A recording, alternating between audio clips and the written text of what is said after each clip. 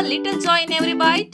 Dairy Fresh Ice Creams brings you 50 plus natural flavors with no added colors and the real taste of fresh fruits.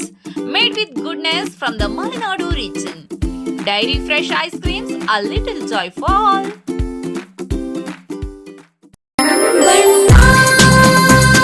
Surfa Coats. Surfa Coats. ಸರ್ಫಾ quotes ರವರ ಸುದೀರ್ಘ ಬಾಳಿಕೆಯ ಸುಂದರವೂ ಆದ ಜಲಾಧಾರಿತ ಪರಿಸರ ಸ್ನೇಹಿ ಪೇಂಟ್ಗಳನ್ನೇ ಬಳಸಿ. Surfa luxury emulsion paint, odourless, low VOC, good for health, good for earth. Surfa coats. Shivamogga ನಗರದ ಅಲ್ಲಮಪ್ರಭು ಮೈದಾನ freedom ಪಾರ್ಕ್ನಲ್ಲಿ ಗೋವರ್ಧನ ಟ್ರಸ್ಟ್ ವತಿಯಿಂದ ಮಕರ ಸಂಕ್ರಾಂತಿ ಸಂಭ್ರಮವನ್ನು ಆಚರಿಸಲಾಯಿತು. ಹೆಸರಿಗೆ ತಕ್ಕಂತೆ ವೇದಿಕೆಯ ಪ್ರದೇಶದಲ್ಲಿ ಸಂಕ್ರಾಂತಿ ಸಂಭ್ರಮ ಮನೆ ಮಾಡಿತ್ತು. ಒಂದೆಡೆ ತಮಿಳು ಸಮಾಜದ ಮಹಿಳೆಯರು ಪೊಂಗಲ್ ತಯಾರಿಸುತ್ತಿದ್ದರೆ, ಮತ್ತೊಂದೆಡೆ ಮಹಿಳೆಯರು ರಂಗೋಲಿ ಬಿಡಿಸುವ ಮೂಲಕ ರಂಗೋಲಿ ಸ್ಪರ್ಧೆಯಲ್ಲಿ ಭಾಗವಹಿಸಿದ್ದರು. ಸಂಕ್ರಾಂತಿ ಉತ್ಸವದ ಸಂಭ್ರಮ ಹೆಚ್ಚಿಸಲು ಅಕ್ಕಪಕ್ಕದ ಗ್ರಾಮಗಳಿಂದ ರೈತರು ಎತ್ತಿನ ಗಾಡಿ ಸಮೇತ ಹಾಜರಾದರು. ಕಬ್ಬಿನ ಜಲ್ಲೆಗಳಿಂದ ಪೊಂಗಲ್ ತಯಾರಿಸುವ ಸ್ಥಳವನ್ನು ಸಿಂಗಾರ ಮಾಡಿ ಸಂಕ್ರಾಂತಿ ಉತ್ಸವದ ಕಳೆ ಹೆಚ್ಚು ಮಾಡಲಾಗಿತ್ತು. 25 ಒಲೆಗಳನ್ನು ನಿರ್ಮಾಣ ಮಾಡಿ ಸೌದೆ ಮೂಲಕ ಒಲೆ ಹಚ್ಚಿ ಮಣ್ಣಿನ ಮಡಕೆಯಲ್ಲಿ ಪೊಂಗಲ್ ತಯಾರು ಮಾಡಲಾಗಿತ್ತು. ಸರಿಯಾಗಿ ಪೊಂಗಲ್ ಮಡಕೆಯಿಂದ ಉಕ್ಕುತ್ತಿದ್ದ ಹಾಗೆ ಮಾಜಿ ಡಿಸಿಎಂ ಕೆಎಸ್ ಈಶ್ವರಪ್ಪರವರು ಪುತ್ರ ಕಾಂತೇಶ್ ಜೊತೆ ಆಗಮಿಸಿದರು. ಮೊದಲಿಗೆ ಪೊಂಗಲ್ ತಯಾರಿಸುತ್ತಿದ್ದ ಮಹಿಳೆಯರ ಬಳಿ ಬಂದ ಕೆಎಸ್ ಈಶ್ವರಪ್ಪ ಹಾಗೂ ಕೆಇ ಕಾಂತೇಶ್ ಪೊಂಗಲ್ ತಯಾರಿಸುತ್ತಿದ್ದ ಮಹಿಳೆಯರ ಸಂಭ್ರಮದಲ್ಲಿ ತಾವು ಭಾಗಿಯಾಗಿ ಸಂಭ್ರಮ ಪಟ್ಟರು.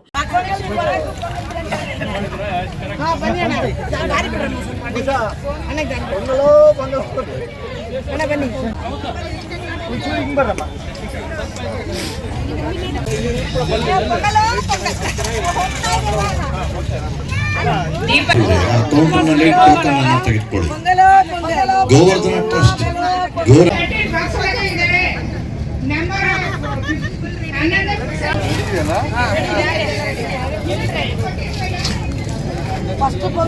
ತೆಗೆದುಕೊಂಡು ಹೊರಗಡೆ ಬನ್ನಿ. ಚಪ್ಪಲ್ ತಗೊಂಡ್ಬನ್ನಿ, ವಾಪಸ್ ತಗೊಂಡ್ಬನ್ನಿ. ನೋಡಿ, ನಿಮ್ಮ ಕೌಂಟರ್ ಇಂದ ನಿಮ್ಮ ಸ್ಲಿಪ್ಪರ್, ನಿಮ್ಮ ರಂಗೋಲಿ, ನಿಮ್ಮ ಕಲರ್ ಎಲ್ಲದನ್ನು ತೆಗೆದುಕೊಂಡು ಹೊರಗಡೆ ಬನ್ನಿ. ಕೌಂಟರ್ ಇಂದ ಹೊರಗಡೆ ಬನ್ನಿ. ಮತ್ತೊಂದು ಕಡೆ ರಂಗೋಲಿ ಸ್ಪರ್ಧೆಯಲ್ಲಿ ಮಹಿಳೆಯರು ಹಾಕಿದ್ದ ರಂಗೋಲಿಗಳನ್ನು ವೀಕ್ಷಿಸಿದ್ರು.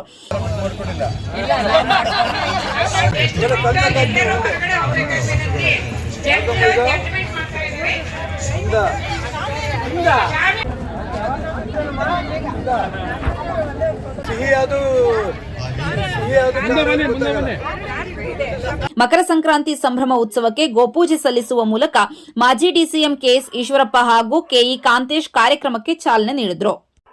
ಇನ್ನು ಗೋಪೂಜೆ ನಂತರ ಕೆಎಸ್ ಈಶ್ವರಪ್ಪ ಮಗನ ಜೊತೆ ತಾವೇ ಎತ್ತಿನ ಗಾಡಿ ಓಡಿಸಿ ಮೈದಾನ ಸುತ್ತ ಒಂದು ಸುತ್ತು ಹಾಕಿದ್ರು. ಗೋವರ್ಧನ ಟ್ರಸ್ಟ್ನ ಪದಾಧಿಕಾರಿಗಳು ಸಾರ್ವಜನಿಕರಿಗೆ ಎತ್ತಿನ ಗಾಡಿ ಪ್ರಯಾಣಕ್ಕೆ ಅವಕಾಶ ಮಾಡಿಕೊಟ್ಟಿದ್ದರು. ಮಹಿಳೆಯರು, ಯುವತಿಯರು, ಮಕ್ಕಳು ಎತ್ತಿನ ಗಾಡಿ ಪ್ರಯಾಣವನ್ನ ಎಂಜಾಯ್ ಮಾಡಿದ್ರು.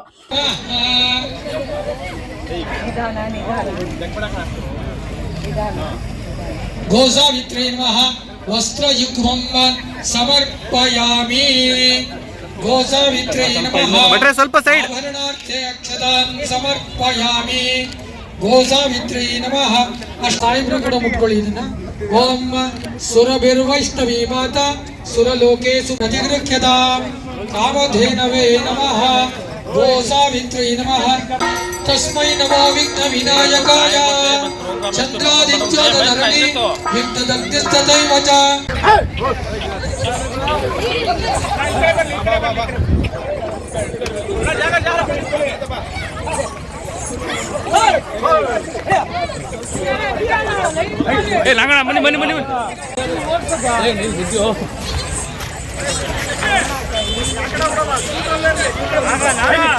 ಬಂದೆ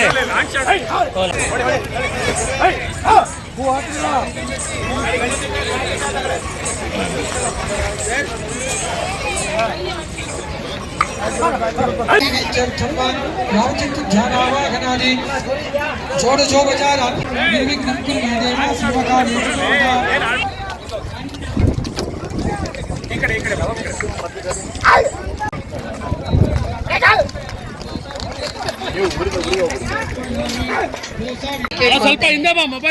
ರಾಶಿ ಪೂಜೆ ನಡೆಯಲಿದೆ. ದಯಮಾಡಿ ರಂಗೋಲಿಯನ್ನು ಹಾಕಿದಂಥ ಸ್ಪರ್ಧಿಗಳು ಹಾಗೂ ಪೊಂಗಲ್ ಮಾಡುತ್ತಿರುವಂತಹ ಎಲ್ಲ ಮಹಿಳೆಯರು ಹಾಗೂ ಇಲ್ಲಿ ನೆರೆದಿರುವಂತಹ ಎಲ್ಲರೂ ಕೂಡ ನಾಗರಿಕರು ಬಂದು ಇಲ್ಲಿ ವರ್ಷದ ಮೊದಲ ಹಬ್ಬ ಸಂಕ್ರಾಂತಿ. ಈ ಸಂದರ್ಭದಲ್ಲಿ ರೈತ ತಾನು ಬೆಳೆದ ಮೊದಲ ಬೆಳೆಯನ್ನು ಧಾನ್ಯಗಳನ್ನು ರಾಶಿ ಮಾಡಿ ಪೂಜೆ ಸಲ್ಲಿಸುವ ಸಂಪ್ರದಾಯವಿದೆ. ಇಲ್ಲೂ ಸಹ ಧಾನ್ಯಗಳ ರಾಶಿ ಪೂಜೆಯನ್ನ ಸಲ್ಲಿಸಲಾಯಿತು. ರಾಶಿ ಪೂಜೆ ಸಲ್ಲಿಸಿ ರೈತನ ಕ್ಷೇಮಕ್ಕೆ ಕೆಎಸ್ ಈಶ್ವರಪ್ಪ ಪ್ರಾರ್ಥನೆ ಸಲ್ಲಿಸಿದ್ರು.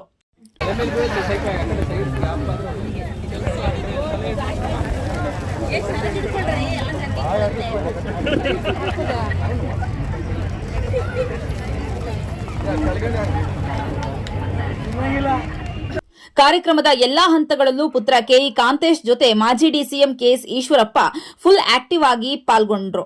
ಇನ್ನು ನೆರೆದಿದ್ದ ಪ್ರೇಕ್ಷಕರ ಹಾಗೂ ಗೋವರ್ಧನ ಟ್ರಸ್ಟ್ನವರ ಉತ್ಸಾಹ ಹೆಚ್ಚು ಮಾಡಿದ್ದು ವಿಶೇಷವಾಗಿತ್ತು.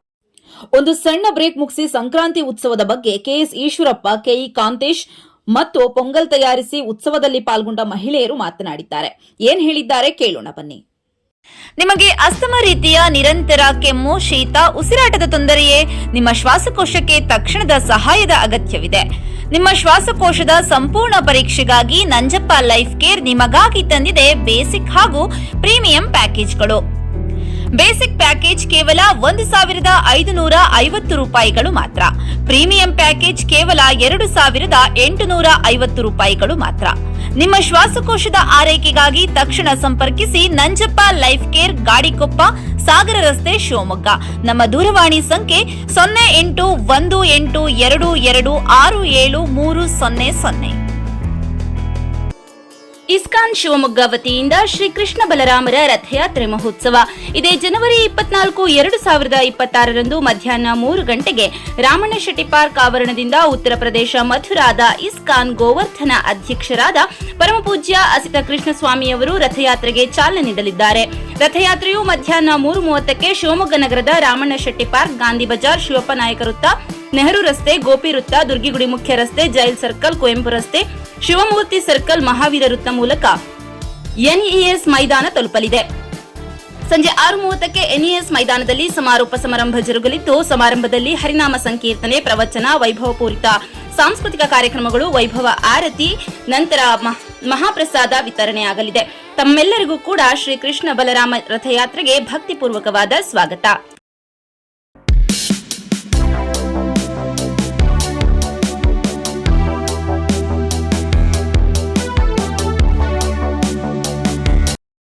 ನಗರದಲ್ಲಿ ಗೋವರ್ಧನ ಟ್ರಸ್ಟ್ ವತಿಯಿಂದ ಸಂಕ್ರಾಂತಿ ಹಬ್ಬ ಮತ್ತು ಪೊಂಗಲ್ ಹಬ್ಬನ ಒಂದು ವಿಶೇಷವಾಗಿ ಆಚರಣೆ ಮಾಡಬೇಕು ಅಂತ ನಾವೆಲ್ಲರೂ ಕೂಡ ಯೋಚನೆ ಮಾಡಿ, ಯಾಕೆಂತಂದರೆ ನಗರ ಪ್ರದೇಶಗಳಲ್ಲಿ ಇತ್ತೀಚಿನ ದಿನಗಳಲ್ಲಿ ಎತ್ತಿನ ಗಾಡಿಯಲ್ಲಿ ಓಡಾಡೋದಿರ್ಬೋದು, ಪೊಂಗಲಿನ ನಮ್ಮ ಈ ಒಂದು ಕಟ್ಗೆ ಮುಖಾಂತರ ಮಾಡೋದು, ಇದೆಲ್ಲದನ್ನು ಕೂಡ ನಗರ ಪ್ರದೇಶದಲ್ಲಿ ಮರ್ತೋಗಿದ್ರು.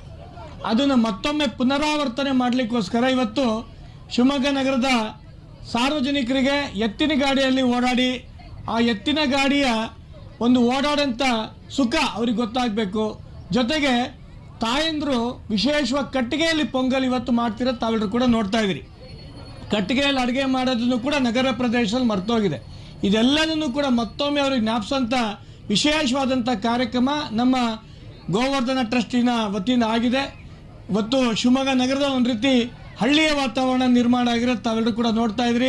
ರಂಗೋಲಿ ಸ್ಪರ್ಧೆ, ರಾಶಿ ಪೂಜೆ, ಗೋವಿನ ಪೂಜೆ, ಈ ರೀತಿ ಸಾವಯವ ಕೃಷಿ ಮುಖಾಂತರ ಶಿವಮೊಗ್ಗ ನಗರದಲ್ಲಿ ಇವತ್ತು ಅದನ್ನು ಕೂಡ ಸೇಲ್ ಮಾಡೋಂಥ ಕೆಲಸನೂ ಕೂಡ ಆಗ್ತಾ ಇದೆ. ಇದೆಲ್ಲದನ್ನು ಕೂಡ ನಾವು ಗೋವರ್ಧನ ಟ್ರಸ್ಟ್ ವತಿಯಿಂದ ಆಗಿದೆ.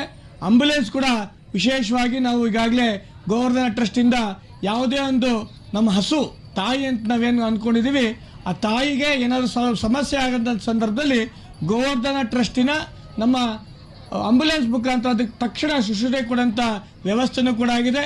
ಇದೆಲ್ಲದ ಸದುಪಯೋಗ ಶಿವಮೊಗ್ಗ ನಗರದ ಜನರು ಬಳಸ್ಕೊಬೇಕು. ಜೊತೆಗೆ ಸಂಕ್ರಾಂತಿ ಹಬ್ಬ ಇಷ್ಟು ಮಟ್ಟಿಗೆ ವಿಶೇಷವಾಗಿ ಆಚರಣೆ ಮಾಡಲು ನಮ್ಮೆಲ್ಲ ಗೋವರ್ಧನ ಟ್ರಸ್ಟಿನ ಪ್ರತಿಯೊಬ್ಬ ಕಾರ್ಯಕರ್ತರು ಕೂಡ ವಿಶೇಷವಾದಂಥ ಧನ್ಯವಾದ ತಿಳಿಸಲಿಕ್ಕೆ ನಾನು ಇಷ್ಟಪಡ್ತೇನೆ.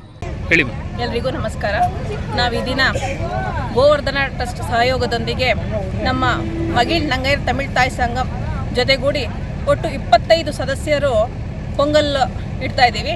ಇದು ಈಗ ಆಧುನಿಕತೆ ಬೆಳೀತಾ ಇರೋದ್ರಿಂದ ಎಲ್ಲ ಕಾಂಕ್ರೀಟ್ ಕಟ್ಟಡ ಆಗಿದೆ ಮಕ್ಕಳಿಗೆ ಯಾವ ರೀತಿ ಸಾಂಪ್ರದಾಯಿಕ ಶೈಲಿ ಹಬ್ಬ ಯಾವ ರೀತಿ ಆಚರಿಸ್ತಾರೆ, ಹೇಗೆ ಮಾಡ್ತಾರೆ ಅನ್ನೋದೇ ಮಕ್ಕಳಿಗೆಲ್ಲ ಮರ್ತೋಗಿದೆ.